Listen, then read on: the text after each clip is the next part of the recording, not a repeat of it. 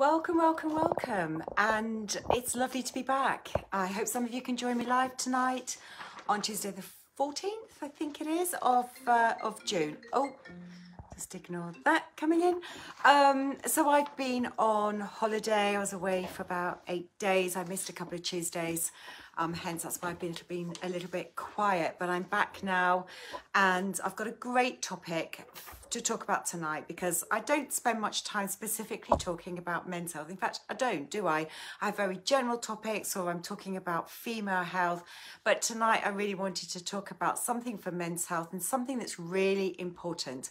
It doesn't get talked much about. It can come across as something that's a bit embarrassing, but it's really, really important for men to be aware of, for all men really, as they're getting older, and particularly over the age of 50. And what I'm talking about here is prostate enlargement. It's known as BPH, benign prostatic hyperplasia. And those words are really quite important because what it's telling you is it's not cancerous. You know, when we talk about prostate cancer, it's not cancerous. However, it can really have an impact on your quality of life for a man as they're getting older. And it affects 1/3 of men over 50. So it's really important that men are aware of symptoms to look out for, but even more importantly, exactly what action can be taken now to not only try and prevent this BPH developing, or certainly to try and nip it all in the bud so things don't get worse and worse. So as I said, it's not cancerous, it is to do with the prostate, and the prostate can act, if it becomes enlarged through this BPH, it acts like a clamp around the urethra. Urethra is what the urine passes through. So it can act like a clamp as it becomes enlarged. It puts pressure on the urethra. And so the symptoms that can happen for men is urinary frequency. You know, men start getting up loads of times in the night, or they try and go and they think they want to go and it comes out as a dribble, they're not going properly, or they may get the other extreme and get urgency. So it's all around urine flow or lack of flow at the end of the day.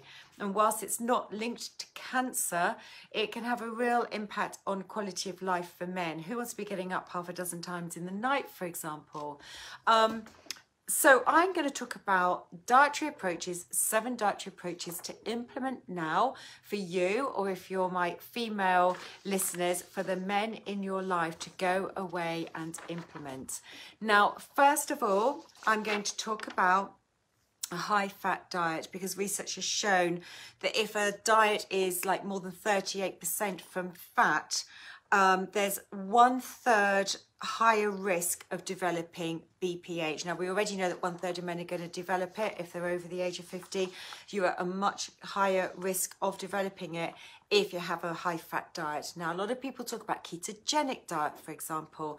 Ketogenic diet is a high-fat diet.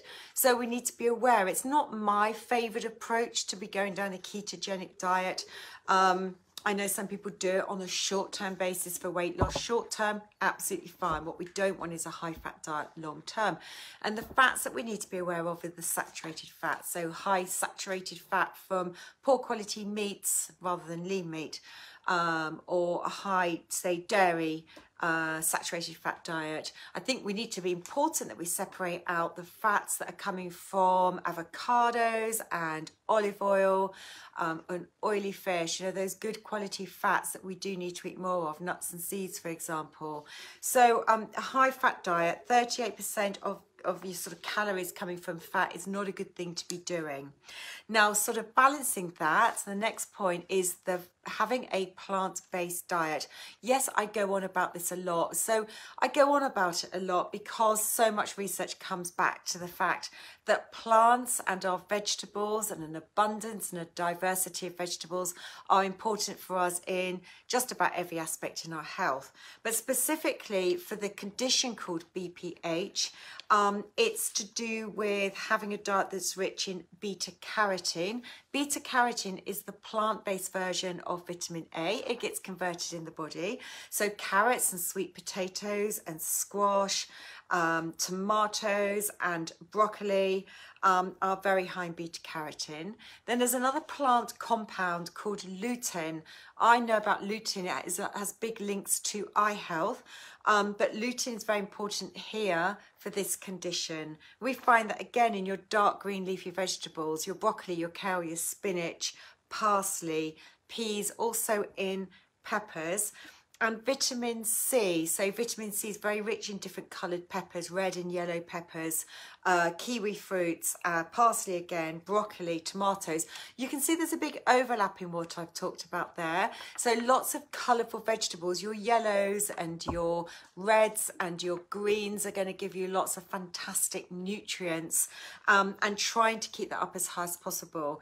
Now, it's not the case for fruit, for most of those things that I've mentioned. I know I mentioned kiwi fruit, and I could include berries there as well under vitamin C, because I'm going to come on and talk about blood sugar balancing in a moment here as well. Pumpkin seeds. Now, pumpkin seeds, you know, I'm a naturopath, and you could say pumpkin seeds and naturopathy and folk remedies. It's been around for a long time. And when we talk about folk remedies, it's because the science wasn't there to back it up. And they were used for urinary problems for time immemorial, really, in folk medicine for men. But there was a German study that found that men who were eating a lot of pumpkin seeds over a 12-month period had improved scores to do with BPH, and those scores are going to be to do with urinary flow and frequency. So improved scores for those that had a high pumpkin seed diet. Now, you can get pumpkin seed oil, and that could be something you could sprinkle onto salads, but you can just eat pumpkin seeds as a snack. You could add them to salads, create great texture. Love that crunch when you add them to a salad. You could sprinkle them on porridge or different cereal. So pumpkin seeds, fantastic to add to your diet. I'm going to jump ahead here and talk about zinc, because pumpkin seeds were a very rich source of zinc, a vegetarian source of zinc. So another reason to include those in your diet. Now, zinc, I think, is crucially important when I think about the health of the prostate gland. And it is lacking in those with BPH. It's been found to be significantly lower in those which have this condition to those that don't have it when they've done that in studies.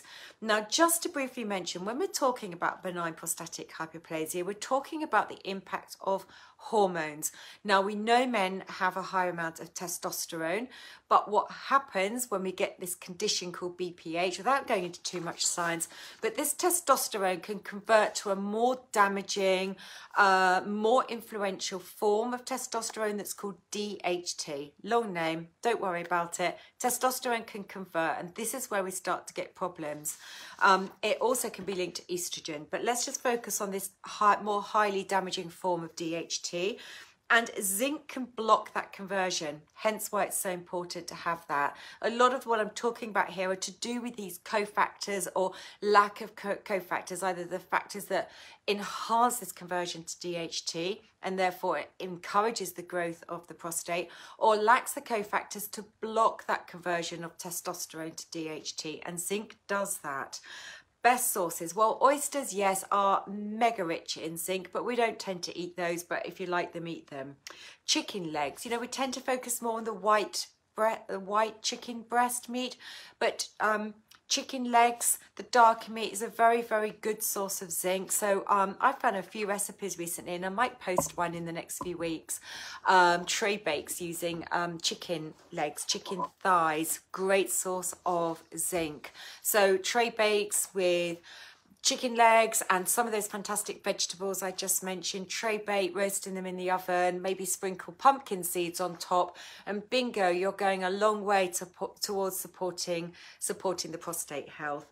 Other sources are tofu, sesame seeds, eggs and lentils, so other great sources there. Also, you could eat other forms of seafood too. Now, I've jumped over phytoestrogens. So you're going to think, why am I talking about phytoestrogens? Well, I just said that it's all to do with hormones. And whilst testosterone in this conversion to DHT is one of the most damaging aspects for the development of BPH, but so is estrogen. And we don't associate so much around female hormones in men, but it is becoming more of a problem. So raised estrogen can also contribute to this. And I'm not going to go into the technical scientific reasons why. So phytoestrogens are the plant compounds that mimic natural estrogen. And you'll say, Caroline, why on earth are you talking about adding estrogen into the diet when you're just saying to me that actual estrogen can be problematic? Well, the reasons why phytoestrogens can be helpful is that they are not real estrogen. They mimic natural estrogen. And so hormones in the body work as a lock and key. You've got the receptors that have the lock, and the hormones act as the key. So when you've got phytoestrogens, the plant-based forms that mimic natural estrogen, they lock onto those receptors. And when they lock on the receptors, they stop natural estrogen locking onto the receptors, hence the receptors in the cells in the prostate, and stop estrogen exerting an influence on the prostate. And that's why phytoestrogens for men can be really helpful. Now, phytoestrogen rich foods, I particularly like fermented soya. You can use tofu, but the fermented soyas are the ones I particularly like. These are what they eat in the Far East. So your natto and your tempeh, miso, may not be pronouncing those exactly right, but the fermented soyas are great sources of phytoestrogens, as are lentils and flax seeds and chickpeas, other forms of pulses, celery and oats. So do look at including more of these foods in the diet. The last two things I just want to mention is around balancing blood sugar. Yes, I talk about this a lot because it has so much influence on our health, our energy, our abilities to sleep, our weight gain, concentration, so many aspects. But here it's, again, the scientific studies show that when we have balance, our blood sugar levels go out of balance, we have too much glucose circulating in the bloodstream, and that creates more of a surge in insulin. And it's the insulin that can then in turn create a higher level of the more harmful testosterone called DHT, hence leading to potentially enlarging the prostate. So we need to be wary of how we balance our blood sugar levels. We need to be making sure we've got good quality fats, that we've got lots of good quality protein in our diet, that plant-based diet with all the fiber, and really watching an intake of refined carbohydrates. We don't need them in the diet, but it's not about saying you can't have them at all. But if you're going to eat starchy carbs, go for the complex ones, go for the oats like the porridge, have the brown rice, for example, and really minimize your intake of the refined carbohydrates so that when you're eating a meal and you've got your protein, good quality fats, lots of vegetables and all the fiber, and a very small intake of starchy carbs, and that does include things like potatoes and parsnips because they are starchy. Starch means high sugar. It's why we need to watch our fruit intake from a blood sugar point of view, because it really plays havoc with our blood sugar levels. So keeping fruit intake to a minimum, focusing more on the berries and the kiwi fruits and plums, apples and pears. Tropical fruits, yes, I love them, but just, watching that you don't have a really high intake of those in your diet. So balancing blood sugar is my number 6 point. And just finally, the final one. Now, men may be aware of a supplement called saw palmetto. Now, saw palmetto is very rich in another plant compound called beta-cytosterol. And that's why some people, when they're thinking about men's health and why saw palmetto comes up very high on the list from a prostate health point of view. But so does a vegetable-rich diet. So again, the soya, olives, olive oil, flax seeds, But just generally eating a plant-rich diet is going to contribute to having a high level of these beta cytosterol foods in the diet. It's not so much that it's going to necessarily stop prostate enlargement, but what saw palmetto has been shown to do is to really help with the urinary problems that might be occurring if things have developed. So, you know, just a quick recap: high vegetable intake, balancing blood sugar, lots of zinc-rich foods in the diet, which includes the pumpkin seeds, and pumpkin seeds alone have been shown to be beneficial. Phytoestrogen-rich foods, and then the beta cytosterol. And for men that may be concerned, is maybe considering a supplement like saw palmetto. So that was a really quick run through of the main factors to look out for with BPH. This will be uploaded into my YouTube channel, Peyton Principles Natural Health. The article that goes with this will be going out in my newsletter. If you're not on my mailing list, do get in touch. You can email me, caroline@peytonprinciples.com, if you want to be on my newsletter, if that's not the case, because it will be going out there. The newsletter, the article as a blog post will be uploaded to my website as well in the next week. So you can find this information in lots of different ways. So for all the men out there, I hope you found that interesting and helpful, and, you know, making sure you take care of your health. You know, women traditionally have spent more care and attention thinking about their health. I think there's a much greater awareness for men to do so as well, but it's looking out for the little signs and symptoms and doing everything you can to maximize your health. So thank you so much for listening. I'll be back next week on the 21st with a more general topic of nutrition in the news. Thanks for your time. Take care. Bye.